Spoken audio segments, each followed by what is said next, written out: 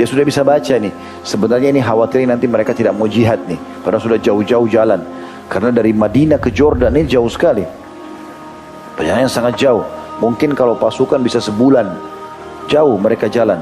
Ya, 3.000 pun termasuk besar pasukan. Walaupun dibandingkan musuh-musuh lebih besar gitu. Maka mereka pada saat tiba di sana sempat ada pikiran ini 200.000 kita mau hadapi. Surat dulu ke Nabi ke Madinah. Utus satu orang. Nabi suruh apa nih? Mungkin ditambah bala tentara atau mungkin kita disuruh kasih instruksi lain. Suruh pulang atau apa gitu. Maka Abdullah bin Rawaha kata Zaid bin Arqam melakukan satu perbuatan yang luar biasa. Dia memompa semangat pasukan seraya berkata, wahai sekalian manusia, demi Allah, sesungguhnya apa yang tidak kalian suka itu justru merupakan tujuan kepergian kalian, yakni mencari mati syahid. Seakan Abdullah bilang, saya sudah baca nih di pikiran kalian, sebagian orang gitu kan, yang ada di sini. Saya sudah baca, kalian ini ragu dengan mati. Ketahuilah, yang kalian takut itu justru karena itu kalian keluar dari Madinah. Kenapa harus takut sekarang? Dan kita tidak memerangi orang itu karena jumlah. Gak usah pernah lihat jumlahnya. Jangankan 200.000, mau jutaan pun gak usah takut. Gitu kan? Kekuatan dan juga banyak pasukannya. Kita bukan perangi karena itu. Tetapi kita memerangi mereka karena agama. Yang dengannya Allah memuliakan kita. Selama kita karena agama Allah, ingin meninggikan kalimat Allah, Allah akan bantu. Karena itu, mari berangkat. Di hadapan kita hanya ada dua pilihan, menang atau mati syahid. Maka dengan kata-kata ini, seluruh sahabat pun berdiri lalu semangat, mereka pun berdiri dan akhirnya terjadilah kecamuk peperangan. Tentu pada saat itu teman-teman sudah masyhur kisahnya di mana Zaid bin Harithah memimpin peperangan, lalu kemudian kaum muslimin itu berjalan perang Mu'tah berhari-hari. Dan Nabi SAW duduk di masjid mengumpulkan sahabat lalu menceritakan, sekarang akan terjadi peperangan, Zaid bin Harithah menyerang, bertakbir, orang-orang pada ikut, terjadi ini, terjadi itu, sampai hari ke-6 atau hari ke-7. Akhirnya terbunuhlah Zaid bin Harithah. Nabi SAW menceritakan, pada hari ini terbunuhlah Zaid bin Harithah. Tapi subhanallah, dengan 6 hari itu tidak ada korban dari muslimin kecuali 1 atau 2. Padahal jumlah mereka 3.000. Dan telah menjadi korban musuh dari pasukan Romawi dan juga pasukan Arab yang masih kufur ini, itu bertumpuk seperti tumpukan gunung. Karena banyaknya yang terbunuh. Jenazah mereka tumpukin dulu. Tidak sempat lagi mereka menguburnya gitu kan. Sudah banyak kelihatan. Dan tidak dikalahkan. Akhirnya hari ke-6 atau hari ke-7 Nabi SAW mengatakan pada hari ini terbunuhlah Zaid bin Harithah.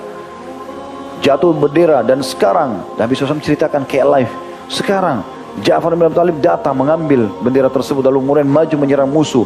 Sekarang musuh mengerumuni dia karena mereka sudah tahu kalau bendera masih ada berarti masih kuat. Jatuhkan benderanya. Musuh menyerang. Lalu dikerumunilah Ja'far. Ja'far tidak bisa bergerak. Lalu Ja'far turun dari kudanya. Dan Ja'far pun menebas kudanya. Sampai dalam riwayatnya dikatakan Ja'far orang yang pertama membunuh kudanya di medan jihad, gitu kan. Maka dia pun turun lalu dia menyerang musuh sampai dia terbunuh. Lalu kemudian setelah itu kata Nabi SAW, bendera sekarang dipegang oleh Abdullah bin Rawaha. Dan Abdullah bin Rawaha pada saat itu sempat bimbang sejenak. Bukan bimbang sebenarnya, dia ingin memotivasi dirinya. Dia nggak langsung segera mengambil langkah, gitu ya. Maka kalimat motivasinya dia mengatakan, aku bersumpah, ini semua diceritakan oleh Zaid ya. Zaid ada di sebelahnya, Zaid ceritakan. Tak kala Ja'far terbunuh radhiyallahu anhu, panji Rasulullah SAW diambil alih oleh Abdullah bin Rawaha, kemudian ia maju dengan menunggang kuda. Lalu ia mulai mengajak jiwanya turun gelanggang. Namun jiwanya sedikit ragu. Maka ia pun berujar, aku bersumpah, engkau harus turun wahai jiwa. Baik engkau suka maupun engkau tidak suka. Ini sebagai kalimat motivasi. Mirip kalau kita bangun sholat malam ngantuk. Kita bilang sama jiwa kita sendiri, kau harus bangun sholat malam. Cara saya bahasakan diri saya, Khalid kau harus bangun sholat malam. Tidak ada pilihan, suka atau tidak suka. Sholat untuk menghadap kepada Allah. Sebagai kalimat motivasi. Antum lihat orang miskin, kita lagi setan goda supaya tidak nyumbang. Enggak. Hai jiwa, ajak bicara diri antum sendiri. Saya mau ya, atau kau harus berjiwa, kau harus bersedekah, kau harus puasa, kau harus begini dan begitu. Itu contoh dari sahabat Nabi yang ini. Dia mengatakan, aku bersumpah engkau harus turun wahai jiwa. Baik engkau suka ataupun engkau tidak suka. Tak kala manusia mengambil dan mengikat rusa, mengapa aku melihatmu membenci surga? Artinya kau seakan-akan cuma mau cari itu, mau berburu lagi, kau mau balik ke Madinah untuk berburu rusa, lalu kemudian kau ikat di rumahmu sebagai sebuah kebanggaan karena kau berhasil berburu, atau kau dan akhirnya kau benci surga? Sungguh sebelum ini engkau dalam ketentraman. Bukankah engkau hanya setes mani dalam bejana? Sebelum ini memang kau tentram hidupmu di Madinah, punya rumah, punya segala macam. Tetapi engkau harus tahu engkau adalah setetes mani yang tidak ada nilainya awalnya. Wahai jiwa, jika engkau tidak terbunuh sekarang, tetap akan mati kapanpun itu dan dimanapun. Ini burung dara kematian kepadamu telah mendatangi. Ini sudah banyak korban-korban sahabat. Ada burung-burung, biasanya kalau ada jenazah ada burung-burung gagak apa segala macam datang. Apa yang engkau idam-idamkan telah engkau jumpai. Artinya kau bisa seperti mereka, mati kau akan masuk surga. Jika berlaku seperti keduanya, engkau telah ditunjuki. Kalau kau sekarang maju, melawan, lalu kau kejar mati syahid, maka kau akan mendapatkan surga itu. Kemudian dia pun turun berperang, kata Zaid. Tak kala turun, putra sepupunya membawakan untuknya tulang berdaging yang sudah matang, lalu berkata, maksudnya putranya, sepupunya Abdullah bin Rawaha, mengatakan, makanlah ini, kuatkan tulang rusukmu dengannya, sebab engkau telah mengalami apa yang telah engkau alami dalam hari-harimu ini. Lalu ia mengambil dari tangannya, kemudian menggigitnya sekali.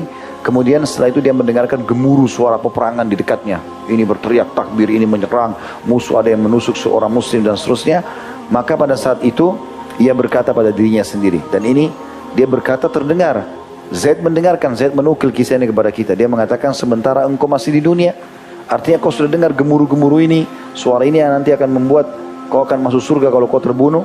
Kemudian ia membuang tulang tersebut dari tangannya, lalu mengambil pedangnya. Setelah itu ia berperang hingga terbunuh.